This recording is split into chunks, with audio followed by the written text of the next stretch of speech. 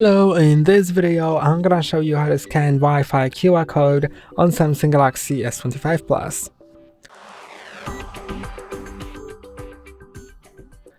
So if an other person with their Android phone generates a QR code, so on my other phone I'm gonna go to network and internet, then I'm gonna just click on this settings icon and share.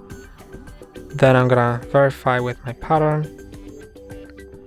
Now I have the QR code here, and then you can on your Samsung phone either open the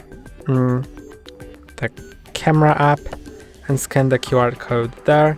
Then you can just click on the Wi-Fi and it'll connect you, or instead you can just click on this button in the settings. So let me show you that. First go to settings, then in settings go to connections, Wi-Fi, this QR code icon. Now you can scan the QR code, then it'll scan it and connect you to that network. And that's all for today. Don't forget to like and subscribe. See you next time.